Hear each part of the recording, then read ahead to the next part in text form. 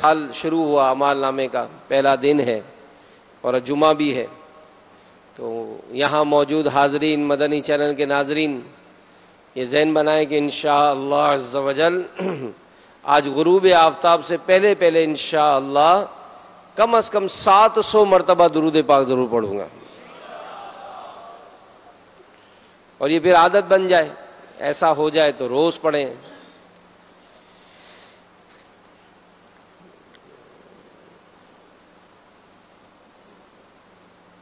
سرکار مدینہ صلی اللہ تعالی علیہ وآلہ وسلم ایک مرتبہ منبر اقدس پر جلوہ فرما تھے۔ ایک صحابی رضی اللہ تعالی عنہ نے عرض کی،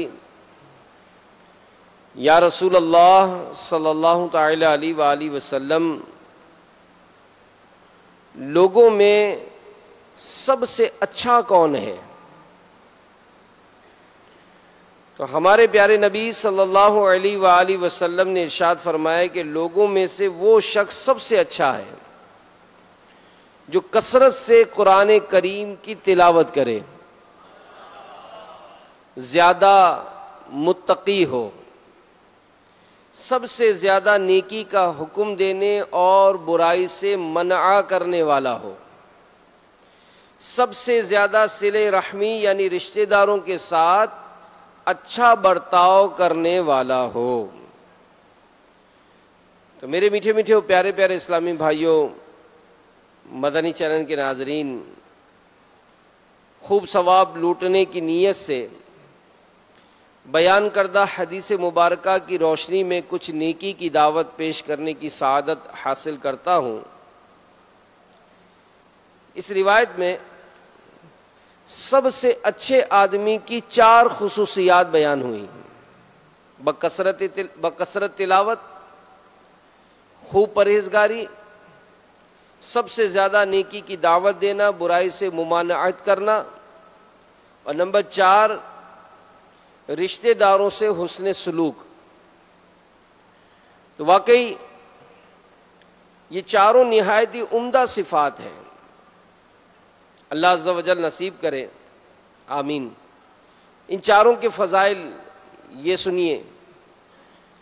حضرت سیدنا ابو ہریرہ رضی اللہ تعالی عنہ روایت کرتے ہیں کہ نبی محترم صلی اللہ علیہ وآلہ وسلم نے ارشاد فرمایا کہ قیامت کے دن قرآن پڑھنے والا آئے گا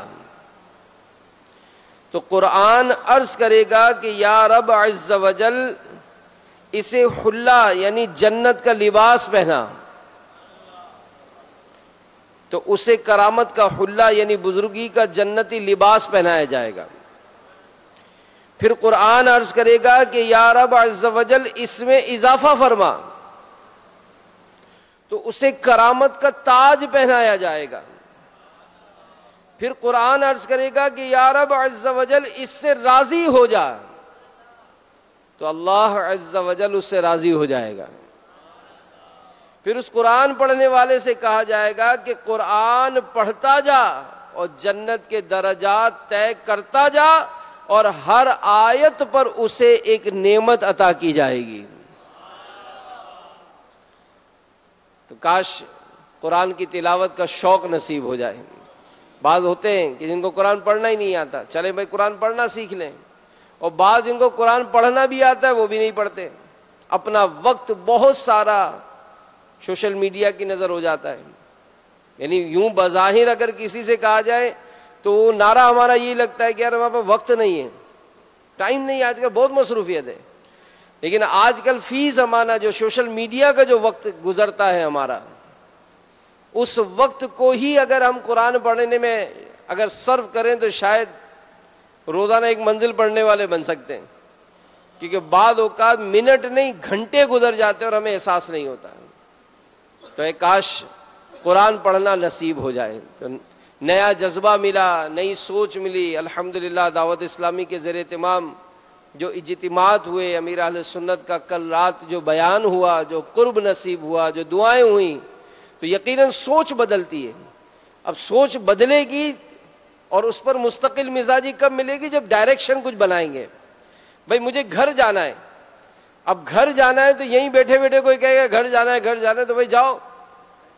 تو جانا ہے تو ایک راستہ تو بنے گا نا کہ بھائی کون سے راستے سے جانا ہے.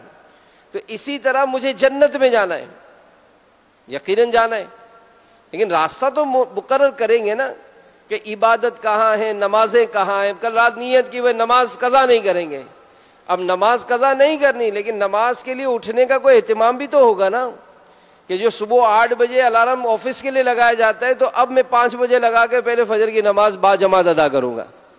اسی طرح اگر قرآن کی تلاوت کا شوق بڑھتا ہے کہ یار قرآن پڑھنا ہے تو ٹھیک ہے، آئیے دعوت اسلامی کے مدنی ماحول میں آپ مدرس کورس کر لیجئے. جی ہاں، یہ ایسا شاندار کورس ہے کہ جس میں قرآن پڑھنا نہیں، قرآن پڑھانا بھی سکھایا جاتا ہے. یعنی ایسے جن کو کل تک قرآن پڑھنا نہیں آتا، الحمدللہ وہ اس وقت قرآن پڑھانے والے استاد تیار کر رہے ہیں. بلکہ ایک ہمارا علاقہ ہے یہ ٹھٹھا کی طرف، تو وہاں ایک وقت تھا ایک اسلام میں بالکل نئے نئے مدنی ماحول میں آئے، اور اس وقت وہ ہمارے اس علاقوں میں ہونے والے کورسز کے نگران ہیں. تو اللہ توفیق دے، تو آئیے ہمت کیجئے. تو قرآن پڑھنا سیکھنا ہے، دعوت اسلامی کے اجتماع میں آ جائیے. پھر اسی طرح اگر آپ کے پاس بظاہر کوئی ایسے اسباب نہیں، کوئی ایسے اسلامی بھائی نہیں، ٹھیک ہے، آپ آن لائن داخلہ لے لیجئے، نیٹ کے ذریعے پڑھ لیجئے، ٹیلی فون پر پڑھا دیں گے آپ کو.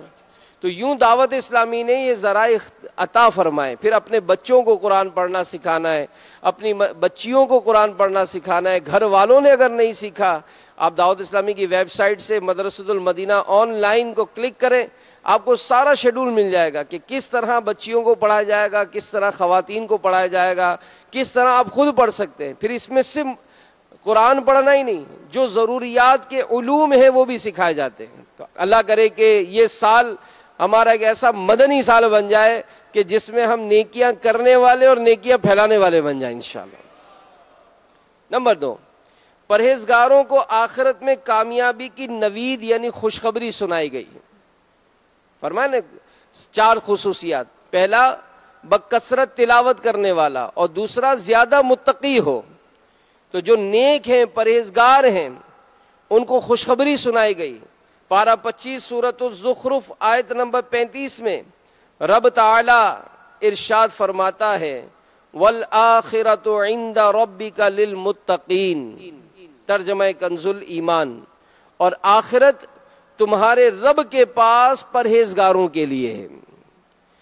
اور نمبر 3، سیدنا کعب الاحبار رضی اللہ تعالی عنہ کا ارشاد ہے کہ جنت الفردوس خاص اس شخص کے لیے ہے جو امر بالمعروف ونہی عن المنکر، یعنی نیکی کا حکم دے اور برائی سے منع کرے.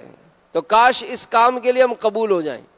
یہ اللہ تعالیٰ اپنے پسندیدہ بندوں سے یہ کام لیتا ہے جو نیکی کرتے بھی ہیں، نیکیاں پھیلاتے بھی ہیں، برائیوں سے بچتے بھی ہیں، دوسروں کو بچاتے بھی ہیں. اب ہم سوچیں کہ ہمارے ذریعے سے نیکیاں پھیلتی ہیں، گناہ پھیلتے ہیں. یعنی اگر کسی نے مسجد بنانے کے لیے ہمارے ساتھ تعاون کی درخواست کی تو ظاہر تعاون کرنا چاہیے، بلکہ اللہ توفیق دے تو آپ ایسی صورت بنائیں کہ آپ دوسروں کو بھی ترغیب دلائیں. ظاہر وہ اپنا گھر تو بنا نہیں رہا، اللہ کا گھر بن رہا ہے. تو اس طرح سے بعض اوقات ایسے لوگ ہوتے ہیں کہ جو یہ وصف پاتے ہیں کہ نیکیاں کرتے بھی ہیں، دوسروں کو بھی ترغیب دلاتے ہیں. جیسے کل نگران شورا نے بھی ترغیب دلائی کہ دعوت اسلامی جو آج آپ نے دیکھا کہ یہ اتنے ٹھاٹھے مارتے وہ سمندر ہے، اور صرف باب المدینہ میں کل شب برات کے 17 اجتماع ہوئے، جس میں ایک اجتماع یہ تھا.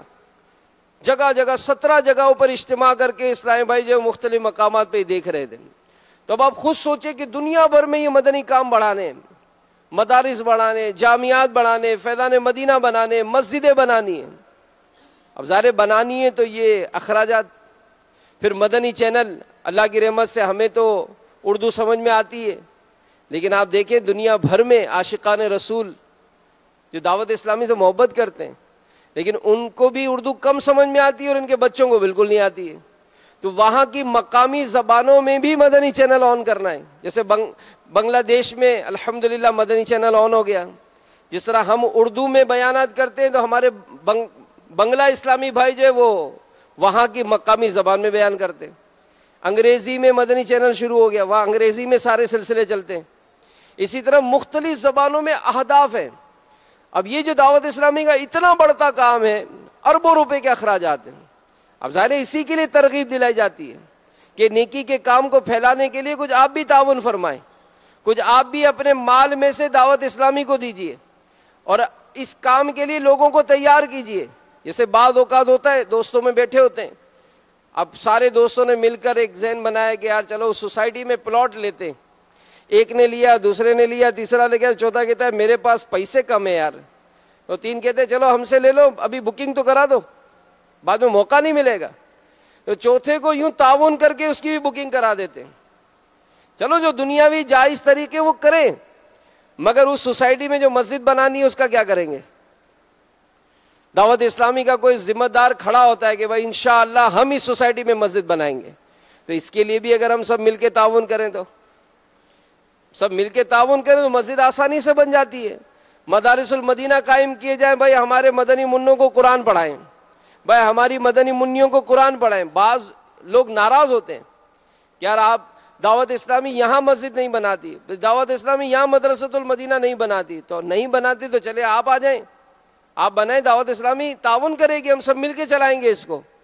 تو جب تک آپس میں ایک دوسرے کا تعاون نہیں ہوگا، کام جو ہے وہ مزید آگے نہیں بڑھتا. تو اللہ کرے کہ ہم اس میں نیکیاں کرنے والے اور نیکی کے کاموں میں تعاون کرنے والے بن جائیں، برائیوں سے بچنے والے بن جائیں اور دوسروں جو بچا رہے ہیں ان کے ساتھ تعاون کرنے والوں میں شامل ہو جائیں.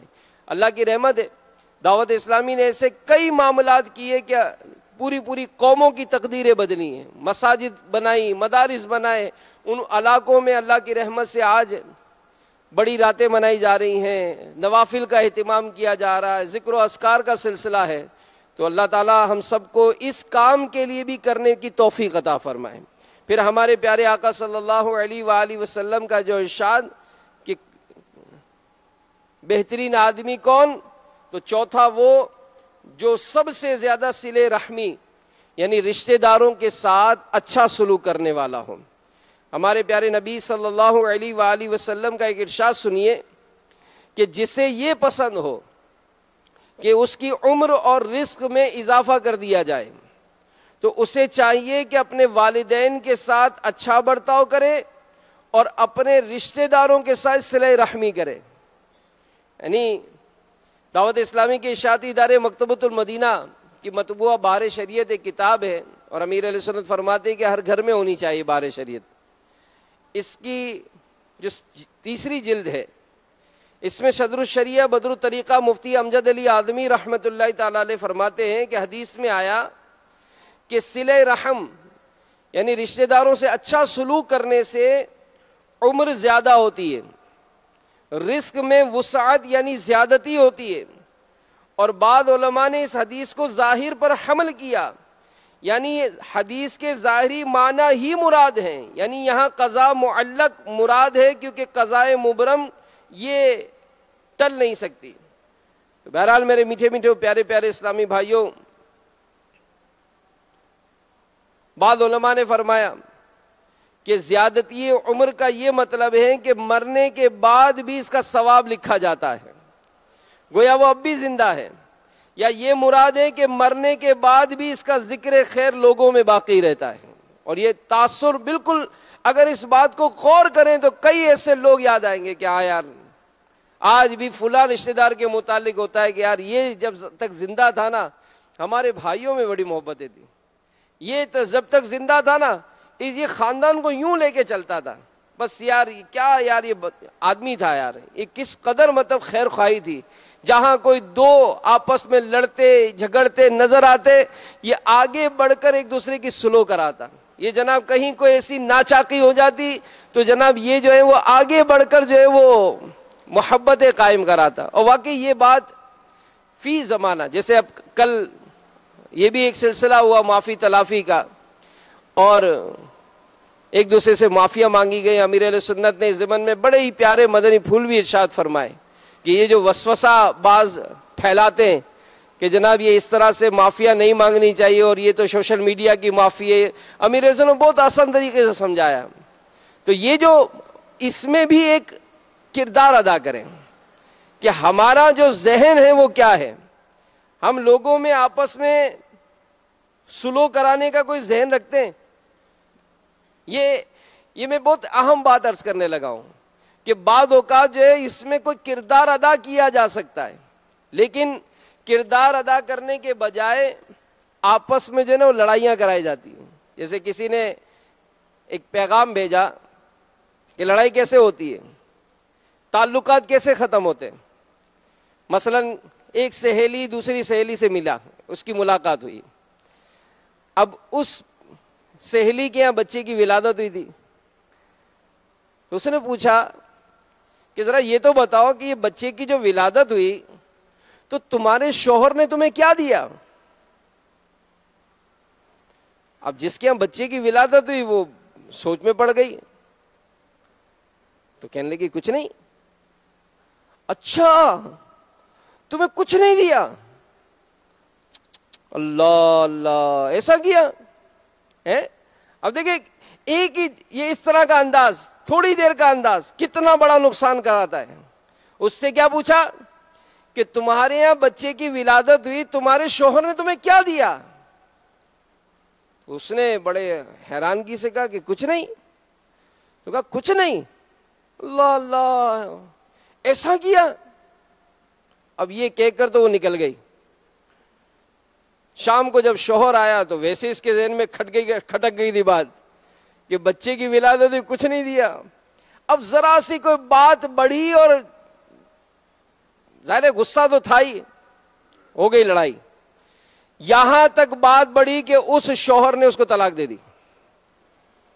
بات کہاں خراب ہوئی تھی؟ اب یہ جو لگائی بجائی، یہ جو ٹاکنگ ہے ہماری، یعنی ہم یہ سوچیں کہ ہماری گفتگو یہ کسی کو لڑاتی ہے یا کسی میں محبتیں قائم کراتی ہے. کسی سے پوچھا، ایک نے کسی سے پوچھا تمہاری تنخواہ کتنی ہے؟ تو اس نے کہا 20,000 روپے. بس 20,000 روپے؟ اللہ، گھر کیسے چلتا ہے تمہارا؟ یار پریشانی تو ہوتی ہے. تو تم اپنے سیٹ سے بات نہیں کرتے؟ بھائی تنخواہ بڑھاؤ، اتنی مہنگائی ہو گئی ہے، 20,000 میں گھر کیسے چلے گا؟ اب یہ کہنے والے نے اس کو کہہ دیا، اس کے ذہن میں بات بیٹھ گئی کہ اب مجھے اپنی تنخواہ بڑھانی ہے. دوسرے تیسرے دن موقع لگا، اس نے سیٹ کو درخواست دے دی میری تنخواہ بڑھائی جائے. حالات اچھے نہیں تھے کمپنی کے، سیٹ صاحب نے درخواست دے کے فوراً منع کر دیا، تنخواہ نہیں بڑھے گی. اس کی بات بڑھی یہاں تک کہ سیٹ نے اس کو نوکری سے نکال دیا. اب وہ بے روزگار گھوم رہا ہے. بات کیا چلی تھی؟ سمجھانے کے لیے کچھ انداز ہوتا ہے نا، کوئی ایسا مثبت رویہ اختیار کرے کہ جس سے کوئی تعمیری ذہن تو بنے. ورنہ آج کل تو بس حال بے حال ہے کہ ہماری گفتگو سے کسی کے دل میں سامنے والے کی محبت بڑھتی ہے یا اس کا جھگڑا شروع ہو جائے گا. اس کا گھر آباد ہوگا یا گھر برباد ہوگا. وہ اپنے گھر میں چین و سکون سے رہے گا یا اس کا گھر ہی آپس میں مطلب ناچاکیوں کا شکار ہو جائے گا. کہتے ہیں کہ 2 سگے بھائی تھے اور ان دونوں خاندانوں میں ایسی محبتیں تھیں کہ 40 سال سے وہ دونوں اکٹھے کاروبار بھی کر رہے تھے اور برابر میں دونوں کے گھر تھے، زمینیں تھیں ان کی، اور بھائی کا اپنا گھر تھا، دوسرے بھائی کا اپنا گھر تھا. دونوں خاندان بھی، ان کے بچے بھی، گھر والے بھی، بڑے اچھے تعلق قائم تھے. اب وہ یہ ہوا کہ آپس میں کسی بات پر بحث ہو گئی. اب یہ معمولی سی بات پر ہونے والا اختلاف یہ ایسا بڑھا کہ بات کرتے کرتے ایک دوسرے سے گالی گلوچ پر اتر آئے اور گالیاں دیتے ہوئے دونوں اپنے اپنے گھر کی طرف چلے گئے. اب چھوٹا بھائی یہ غصے سے نا پاگل ہو گیا. اس نے اپنا بلڈوزر نکالا اور دونوں جو گھر تھے اس کے بیچ میں جو زمین تھی تو اس نے زمین دونوں کے بیچ میں جو زمین تھی تو بلڈوزر سے ایک بہت بڑا کھڈا جو ہے وہ کھود دیا اس میں، اور اس میں پانی جاری کر دیا، یعنی گویا اس بات کا اعلان کر دیا کہ اب تو ہمارے یہاں نہیں آنا، ہم تیرے یہاں نہیں آئیں گے۔ یہ اب بڑے بھائی نے جب یہ دیکھا کہ چھوٹے بھائی نے یہ کام کیا ہے، ظاہر شیطان تو یہ لڑوانا ہی کام ہے نا اس کا، شیطان لڑواتا ہے نا، جھگڑے کون کراتا ہے؟ شیطان۔ ناچاکیاں کون پیدا کرتا ہے؟ شیطان۔ کون نا اتفاقیاں پیدا کرتا ہے؟ شیطان۔ تو اس نے جب دیکھا کہ چھوٹے بھائی نے اسی طرح سے پانی ڈال کر ایک مطلب وہ ندی ٹائپ کی بنا دی، اب اس کو گھوم گئی اس کی نا، اب یہ فوراً کسی کارپینٹر کی تلاش میں نکلا، ایک مشہور کارپینٹر کے پاس پہنچا، اس کو لے کر آیا اور کہا کہ یہ جو سامنے ندی ٹائپ کی ہے نا، مجھے اس کے پاس ایک دیوار کھڑی کرنی ہے، اس نے میرے گھر کے درمیان پانی چھوڑا، میں ایک دیوار کھڑی کر دوں گا، میں اس کا گھر ہی نہیں دیکھوں گا، مجھے اس سے تعلق ہی قائم نہیں کرنا۔ اب جو کارپینٹر تھا اس نے کہا کہ کوئی مسئلہ نہیں ہے، میں ایک رات میں آپ کا کام کر دوں گا۔ کہ بتاؤ کیا سامان چاہیے، میں ابھی دلاتا ہوں، آج رات میں یہ کام پورا کر دے، میں اس سے تعلق ہی ختم کر چکا ہوں۔ کہ بالکل مجھے یہ سامان دلوا دیں۔ وہ سامان لایا گیا۔ اب سامان لانے کے بعد اس نے کہا صاحب آپ آرام کریں، آپ صبح اٹھیں گے آپ کا کام ہو چکا ہوگا۔ وہ بڑا مطمئن ہو کر گھر کی طرف روانہ ہو گیا، جا کر سو گیا۔ رات بھر اس کو ٹھکا ٹھک کی کچھ آوازیں آتی رہیں۔ صبح جیسے ہی آنکھ کھلی اس نے اپنے کمرے کا پردہ ہٹا کر دیکھا تو سامنے تو کوئی دیوار نہیں تھی۔ اب بڑا اس کو غصہ آیا کہ کارپینٹر نے کوئی کام ہی نہیں کیا۔ اب باہر نکل کر جب دیکھا تو دیوار تو نہیں بنی تھی، البتہ وہ ندی جو بنی گئی تھی اس کے درمیان میں ایک پل بنایا ہوا تھا اس نے۔ خیر وہ حیرانگی کے ساتھ آگے بڑھتا ہوا پل کے پاس پہنچا۔ پل کے اس کنارے پر کھڑا ہو کر جب اس کنارے پر نظر پڑی تو چھوٹا بھائی وہاں کھڑا تھا۔ اب جب دونوں کی نظریں ملیں تو محبت نے جوش مارا، محبت نے جوش مارا، یہ یہاں سے پل پر چڑھا، وہ وہاں سے پل پر چڑھا، اور دونوں پل کے بیچ میں آ کر ایک دوسرے کے گلے مل گئے، دونوں رونے لگے۔ اب ادھر کے بچوں نے بیوی نے دیکھا، ادھر کی بیوی بچوں نے دیکھا تو وہ بھی دوڑتے ہوئے وہ بھی آپس میں مل گئے۔ اب یہ ساری محبتیں پیار وہ پل پر ہونے لگا۔ اس شخص نے جب پیچھے مڑ کر دیکھا تو وہ کارپینٹر جو تھا وہ اپنا سامان سمیٹ رہا تھا۔ وہ فوراً اس کے پاس پہنچا اور کہا کہ اب تم میرے یہاں چند دن ٹھہرو، میں تمہیں جانے نہیں دوں گا، تم میرے یہاں ٹھہرو، میرے مہمان ہو۔ تو اس نے کہا نہیں مجھے جانا ہے۔ نہیں تم ٹھہرو، تمہارا جو بھی معاملہ ہوگا میں کروں گا، بس تم نے میرے گھر سے جانا نہیں ہے۔ تو اس نے کہا اصل میں مجھے ایسے بہت سارے پل بنانے، مجھے ایسے بہت سارے پل بنانے، تو ہم بھی دیکھیں کہ کہاں کہاں ہم پل بنا سکتے ہیں، کہاں کہاں دو رشتہ داروں کو آپس میں جوڑ سکتے ہیں، کہاں کہاں ہم دو آپس میں تعلقات قائم کر سکتے ہیں۔ میرے میٹھے میٹھے اسلامی بھائیوں، یہ واقعی وقت کی بہت زیادہ ضرورت ہے کہ ہم اگر اس طرح کے معاملات دیکھیں تو ہمارے اطراف ہمارے معاملات اس قدر بڑھ چکے کہ ذرا سی بات پر ہم اپنے تعلقات کو جو ہے وہ ختم کر دیتے ہیں، اور جبکہ ہمارے اور پھر اس کا نقصان کیا ہوتا ہے؟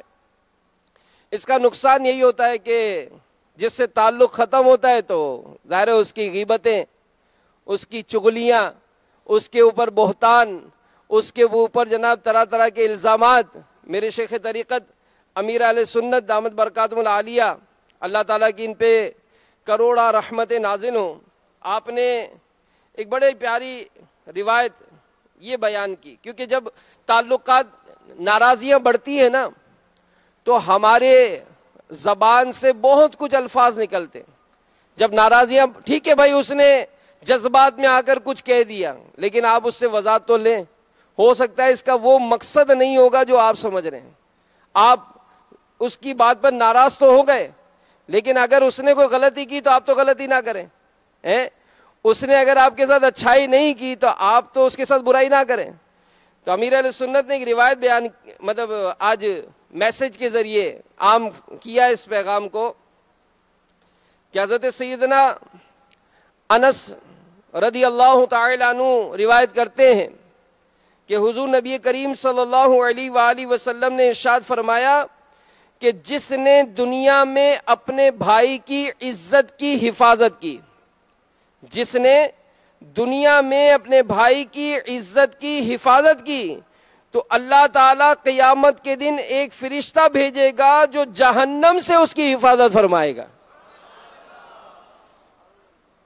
تو چاہے کسی اسلامی بھائی، جب بھی کوئی آدمی کسی اسلامی بھائی کی خطا یا اس کے عیب کا تذکرہ اس کی موجودگی یا اس کے پیچھے ہونا شروع ہو جائے تو فوراً احترام مسلم یہ قائم کیا جائے، اور لگائی بجائی یا اس طرح کی جو عادتیں ہوتی ہیں نا، اس کو دور کرنے کی کوشش کریں۔ تو اللہ تعالی ہمیں مسلمانوں کی عزت کا تحفظ کرنے کی توفیق عطا فرمائے۔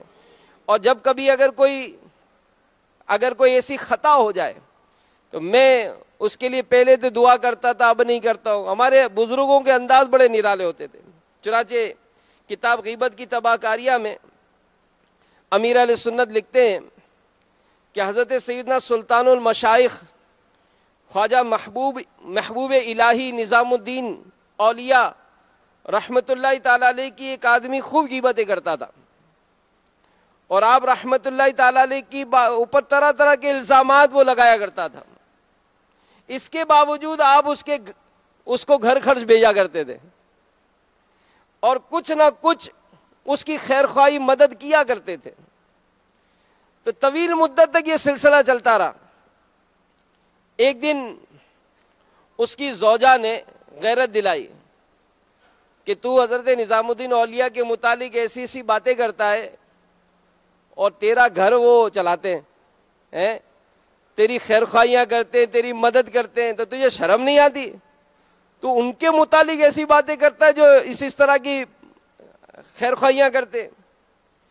اب اس کو بھی شرم آئی، چنانچہ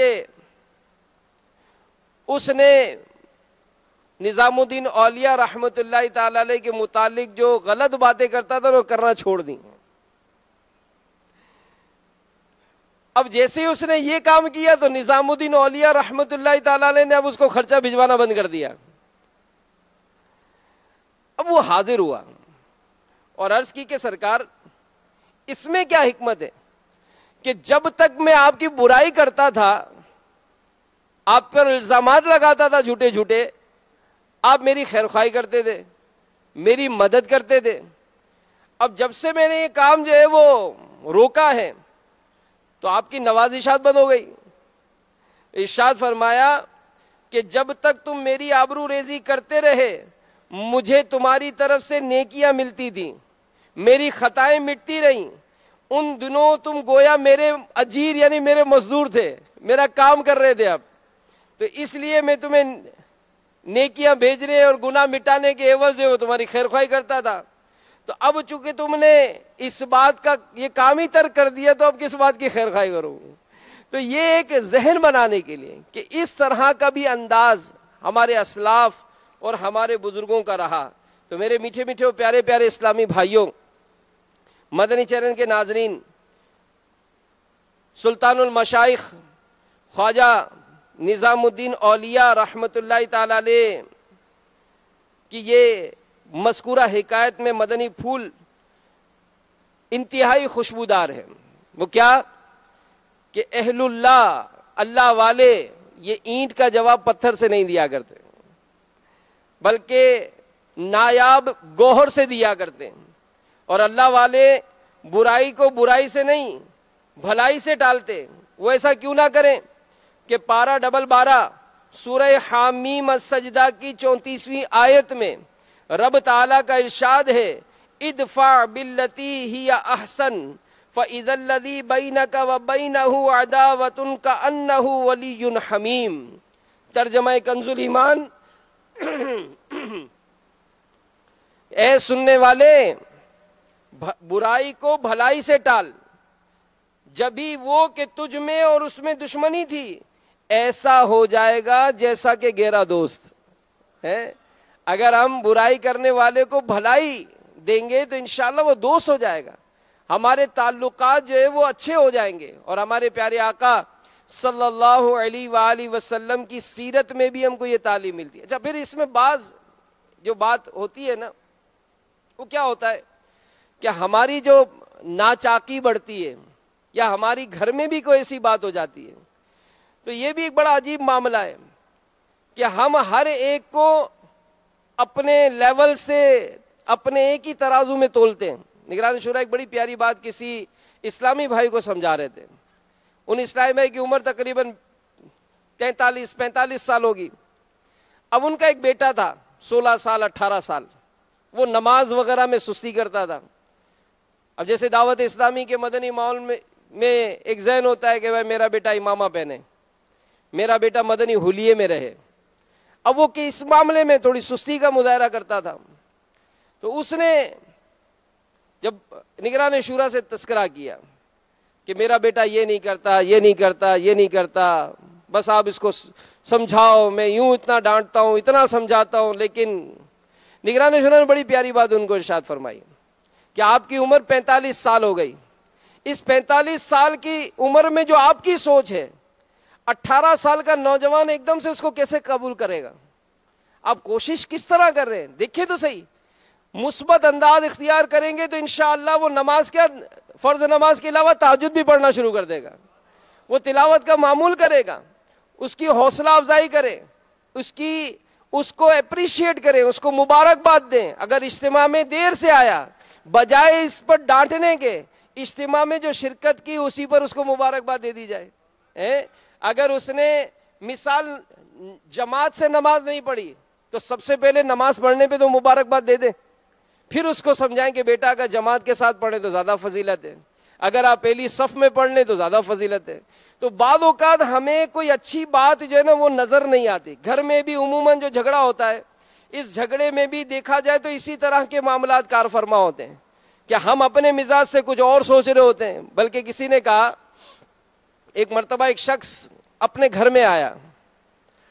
اب جیسے ہی گھر پر آیا تو دیکھا کہ اس کے دونوں بچے یہ گھر کے باہر گلی میں کھیل رہے تھے، رات کے کپڑے پہنے ہوئے، میلے کچیلے، برا حال مٹی میں ان کا. اس نے یوں سمجھنے کہ کبھی اپنے بچوں کو اس حالت میں دیکھا نہیں تھا. اب اس کو بڑی حیرانگی ہوئی کہ یار بچے کیوں اتنے گندے ہو رہے ہیں. خیر اسی سوچ سے جب وہ گھر کے دروازے پر پہنچا تو دروازے پر کچرے کا جو ڈبہ ہوتا ہے وہ دروازے پر ہی بکھرا پڑا تھا اور گھر کا دروازہ بھی کھلا ہوا تھا. اب اس کے دل میں تشویش پیدا ہو گئی. اللہ خیر کرے کیا ہو گیا. جیسے ہی گھر میں داخل ہوا تو صحن میں سارے کپڑے میلے کچیلے جو ہے نا وہ بکھرے پڑے تھے، تولیے جو تھے وہ بھی پانی سے پچپچائے ہوئے وہ زمین پر پڑے تھے. اب دل میں ڈر پیدا ہو گیا کہ اللہ خیر کرے گھر والے کہاں گئے. آگے بڑھا تو غسل خانے میں پانی کا نل جو ہے وہ کھلا ہوا تھا اور ٹپ میں پانی جو ہے وہ بھر کر وہ پانی گر رہا تھا. آگے بڑھ کر جب اس نے نل بند کیا تو دیکھا کہ ٹپ میں صابن بھی پڑے ہوئے ہیں، ٹوتھ پیسٹ جو ہے وہ بھی جگہ جگہ دیواروں پہ لگا ہوا ہے. اب اس کی کیفیت اور خراب ہو گئی کہ اللہ خیر کرے گھر والے کہاں گئے. جیسے یہ کمرے کو کھولا اس نے تو فل ساؤنڈ سے ٹی وی کھلا ہوا تھا. گھر میں الماریوں سے کپڑے بھی بکھرے پڑے تھے، تکیا ادھر پڑا ہے تو چادر ادھر پڑی ہے.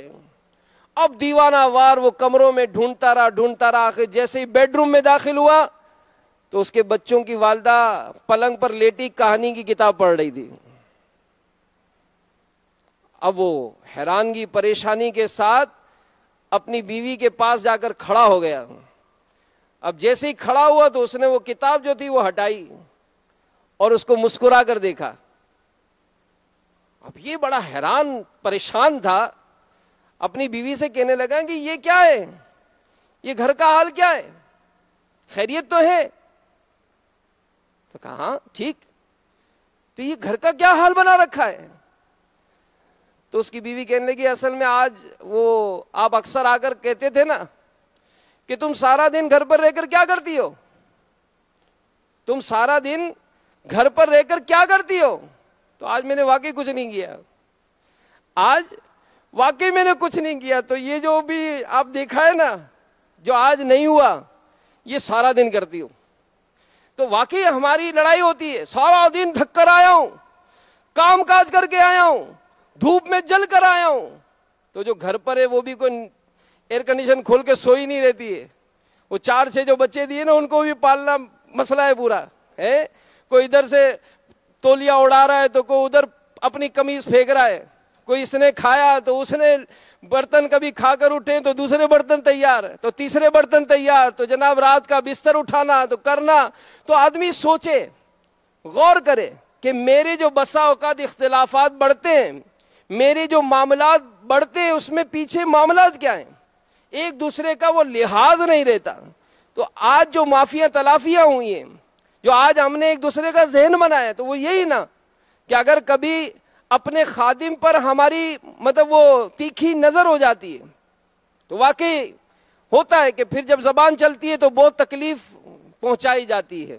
ہم اپنے مالی پر کبھی ناراض ہو گئے، کبھی خانسامہ پہ چڑھ گئے. کوئی سیٹ صاحب ہے تو اس نے اپنے ملازموں کو لتاڑنا شروع کر دیا. گھر کے معاملات ہے تو بڑا چھوٹے کو، آپس میں رہنے اٹھنے بیٹھنے والے ایک دوسرے کا خیال نہیں. تو اس طرح کے کئی ایسے معاملات ہوتے ہیں کہ جس میں ہمیں ایک دوسرے کا یہ لحاظ ہی نہیں ہوتا کہ جناب یہ کیا کرتا ہے، یہ کیا کیا، بس اس کے تم 500 روپے مانگ رہے ہو. بلکہ کسی نے کہا کہ وہ ایک پرزا لگانا تھا، بلکہ کہیں کوئی دروازہ وغیرہ لگانا تھا، تو کسی کارپینٹر کو لائے. تو اس نے کارپینٹر سے پوچھا کہ یار یہ دروازہ لگانا ہے، یہ 4 کیلیں لگانی ہے، کتنے پیسے لوگے؟ تو اس نے کہا کہ 200 روپے. 4 کیلیں لگانے کی 200 روپے؟ 200 روپے 4 کیلیں لگانے کے؟ تو کہا نہیں، کیلے لگانے کے تو صرف 20 روپے، کیلے لگانے کے تو صرف 20 روپے، لگانے کہاں ہے اس کے 180 روپے. کیلے لگانے کے 20 روپے، لگانا کہاں ہے یہ 180 روپے. تو ہمیں بھی پتا نہیں ہوتا، ہم تو کاریگر، یار یہ 4 بلاک لگانے اس کے 200 روپے مانگ رہے ہو یار یہ کام کر رہے ہیں اس کے 500 روپے مانگ رہے ہو یار. تو واقعی یہ کام تو ہے، لیکن جب وہ پنچر ہو جائے تو ظاہر ہے پنچر والی گاڑی کو گھسیٹنا ہی بڑا مشکل ہو جاتا ہے. تو صحیح کرنے والے کا بھی کوئی ہنر ہے نا. تو بہرحال میرے میٹھے میٹھے پیارے پیارے اسلامی بھائیوں، اگر یہ انداز جو کل امیر اہل سنت نے ہم کو دیا، اور جو دعوت اسلامی کے مدنی ماحول میں ایک ہمارا جو ذہن بنتا ہے، ہم دعا کریں گے رب تعالیٰ کی بارگاہ میں، ہم گڑ گڑائیں ضرور، کیونکہ ہم اچھے نہیں ہیں. باتیں کرتے ہیں، باتیں سنتے ہیں، باتیں پڑھتے ہیں، باتیں بولتے ہیں، عمل کا جب معاملہ آتا ہے نا تو ہی کمزوری ہوتی ہے. تو ہم رب سے دعا کرتے ہیں کہ یا اللہ اپنے ان نیک بندوں کا صدقہ کہ جن کے اخلاق اچھے ہیں، مولا ہمیں بھی اچھا کر دیں. وہ لوگ کہ جو اچھا بولتے ہیں، جو لوگوں کے ساتھ اچھا تعلق قائم کرتے ہیں، مولا ان کا صدقہ ہمیں بھی اچھا بنا دیں.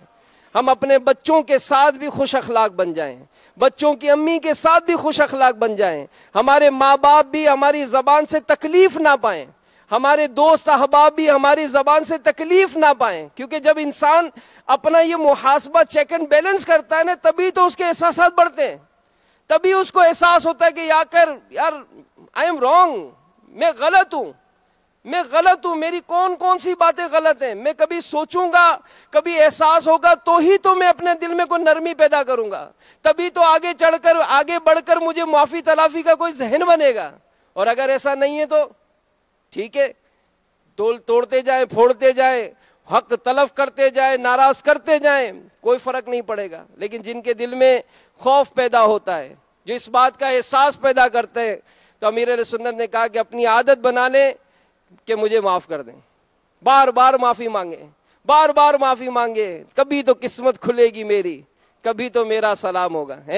احساس پیدا کریں کہ واقعی اس بات میں میری غلطی ہے. ایک ہیڈ ماسٹر صاحب ایک مرتبہ اسٹوڈنٹس کو لائن میں کھڑا کیا، لائن میں کھڑا کر کے ان کا سبق چیک کرنے لگے کہ کس نے کام کیا ہے، اور جس نے کام نہیں کیا ہوگا اس کو مار پڑے گی. اب سب لائن میں اپنی کتابیں دکھانے لگے. ہیڈ ماسٹر صاحب نے دیکھا دو غلطیاں ہیں، ہاتھ نکالو، دو چھڑیاں، آگے بڑھے، کام دکھاؤ، کام چیک کیا، کتنی غلطیاں؟ 4 غلطیاں، 4 ڈنڈیاں، آگے بڑھے، کتنی غلطیاں؟ 5 غلطیاں، 5 ڈنڈیاں۔ ایک چھوٹے سے بچے کے پاس پہنچے، اب جیسے اس کو کہا کہ لاؤ اپنی کاپی لاؤ، تو تھر تھر کانپنے لگا، رونے لگا، یہاں تک کہ روتے روتے وہ کتاب اس کے ہاتھ سے گر گئی، اور روتے ہوئے کہنے لگا ماسٹر صاحب میرا تو سب کچھ غلط ہے، میرا تو سب کچھ غلط ہے۔ یہ کہتے کہتے وہ زمین پر گر پڑا۔ اب اس بچے کی وہ بات تھی، وہ جملہ تھا، اس جملے کو سن کر ہیڈ ماسٹر کانپنے لگے، رونے لگے۔ کسی نے کہا کہ خیریت یہ کیا ہو گیا؟ تو کہا دیکھو تو صحیح، اس بچے نے کیا جملہ کہا کہ میرا تو سب کچھ غلط ہے۔ تو ہم غور کریں کہ ہمارے اعمال نامے میں کیا صحیح ہے، ہمارے تعلقات کس سے صحیح ہیں، ہماری کون کون سے وے جو ہے وہ درست ہے۔ اور جب یہ نہیں ہوتا ہے نا تو دل سے ایک بات آتی ہے کہ یار میرا تو سب کچھ غلط ہے، میرا تو سب کچھ غلط ہے۔ تو مولا اس ماہ مبارک کا صدقہ، اس مبارک دن کا صدقہ ہم اچھا بننا چاہتے ہیں، ان نیک لوگوں کا صدقہ ہمیں نیک بنا دے، ہم خوش اخلاق بن جائیں، ہم ملنسار بن جائیں، ہم لوگوں سے اچھا تعلق قائم کرنے والے بن جائیں، دعوت اسلامی کے مدنی ماحول سے وابستہ رہیں گے، صرف مدنی چینل ہی دیکھتے رہیں گے، انشاءاللہ تربیت کا سامان ہوتا رہے گا۔ اللہ تعالیٰ مجھے اور آپ کو عمل کرنے کی توفیق عطا فرمائے، آمین بجاہ النبی الامین صلی اللہ تعالیٰ علیہ وآلہ وسلم۔ صلو علی الحبیب صلی اللہ تعالیٰ علی محمد۔ انشاءاللہ عز و جل ابھی اذان جمعہ ہوگی، پہلی